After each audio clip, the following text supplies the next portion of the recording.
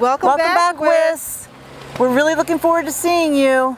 Just a reminder, when you come to school on that first day, November 9th, be sure to wear your face covering. You can wear a shield like I'm wearing, you can wear a mask like Mrs. Farlow's wearing, but everyone must have a face covering. Can't wait to see you. Hi, middle school students. As you can probably imagine, some things are going to look different here at the middle school when you return on November 9th. One of the things I want to talk to you about today is how student arrival and dismissal will look a little bit different. So if you're riding the school bus, essentially that'll look the same. The school bus will pull up here in front of the school. You will wait and be escorted off the bus. We'll be having buses dismiss students sort of one bus at a time, and you'll be going through the front door. So that'll be pretty similar to what you've encountered before. Now, when you arrive, students, we're not going to be using large group areas. So we won't be utilizing our gym or our cafeteria for large groups. You will be going directly to your first period class. So our building is going to open at 7 o'clock in the morning, but honestly, I would suggest that you not plan to arrive here until about 7:25 because you'll be going to first period, and first period will start at 7:35. So Wissahickon students, if you are a bus rider, you're going to get off at the front of the building like you normally would. The only difference is we'll be dismissing one bus at a time. And please remember, when you're entering the front doors, we do want to maintain that social distancing. Again, as a reminder, you won't be going to the gymnasium or the cafeteria. Rather, you'll be going directly to your first period class. No need to stop at a locker, just right to first period. So middle school students, if you are a walker or a parent drop-off in the morning, there's actually going to be two places where you will come into the building. If you're coming from the front of the building, if your parent or guardian drops you off on Houston Road, or if you're walking from the front of the building, you're going to come to the side entrance here, which is right by our nurse's office and close to our atrium. You won't be going in the front door of the school. We're going to keep that separate for our bus riders only. We do have another area for parent drop-off, which is on the other side of the building at the water tower side, and there will be staff members there showing you the way to get into that side of the building. So we basically have two doors on either side of the building, and there will be staff supervision at both of those doors to show you how to get into the school if you're a walker or parent drop-off. So students, when you are passing through the school, you will see we have lines down the center of our hallways, and we have directional arrows. We're going to be asking everyone to use the right side of the hallway when you're traveling around the school, and we do have the arrows, and we have reminders for you to socially distance. Also, for our stairwells, you'll see that they are one way. So this is stairwell 3, and it says do not enter. That's because our odd number stairwells are to come down.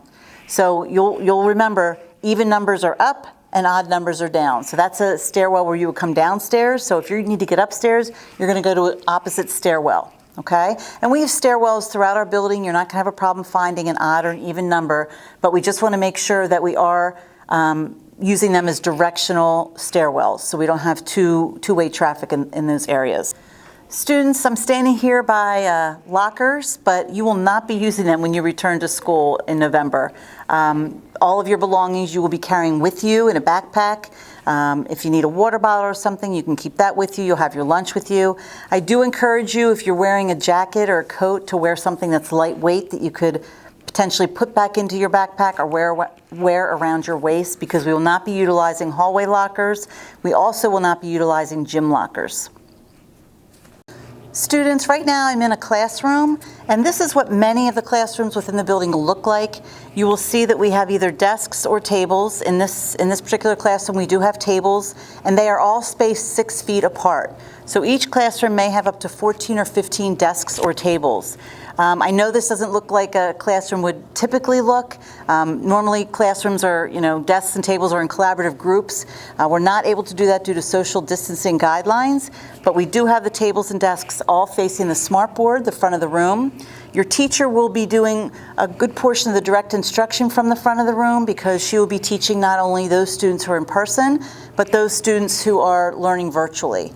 So the teacher will have her laptop computer, she'll have a monitor where she can see the students that are working virtually from home, and she'll have use of her smartboard and a tablet.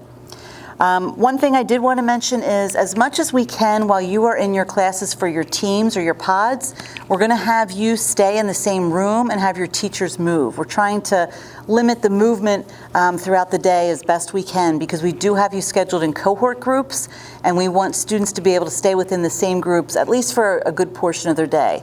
Now, there will be times when you are moving around the building, when you're going to your unified arts classes, or you're going to health and PE, or you're traveling to lunch. You will have opportunities to move for sure. The other thing I did want to mention, similar to our arrival procedures being a little bit different, dismissal is going to look a little bit different. We will be dismissing students directly from their last period class. So again, we will not be using large spaces like the gym and the cafeteria for large groups of people. Rather, we'll dismiss walkers, parent pickups, and then finally buses from last period class. Hello, boys and girls. Welcome to our collaborative workspace in the atrium.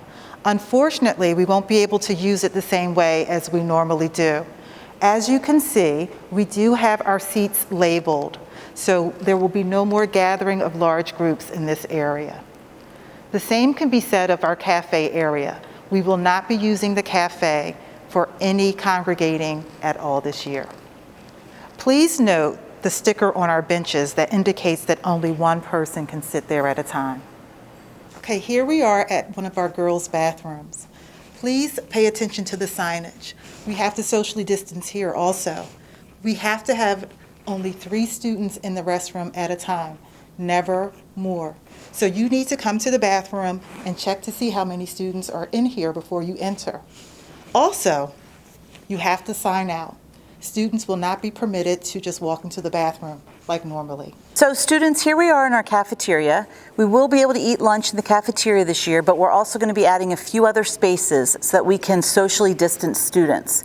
So if you look at our table seats, you'll see that we have stickers on our benches, and those stickers will designate where someone will be seated during lunch.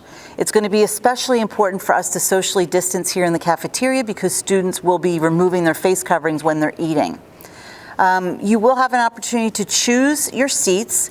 We will have designated areas for different teams, and you will choose your seats, and then we will simply have a seating chart so that you'll remain in that same seat for the first 3 or 4 weeks of school, and then we'll rotate to the other areas. So the other areas of the building that we'll be using, we will be using the LGI. You'll see there are tables down near the LGI, and we'll also be using the stadium steps on the LGI.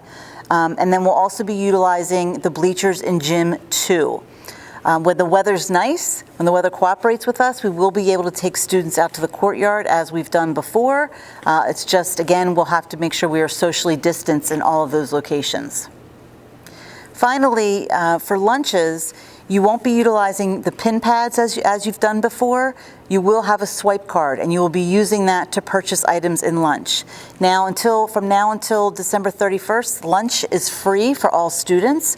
So if you're just buying a traditional lunch, you won't need to swipe your card. It will be free. But any a la carte or extra items that you want to purchase, you'll be utilizing a swipe card for that. We will not be accepting any cash. Everything will be through your My School Bucks account, and you'll be using a swipe card.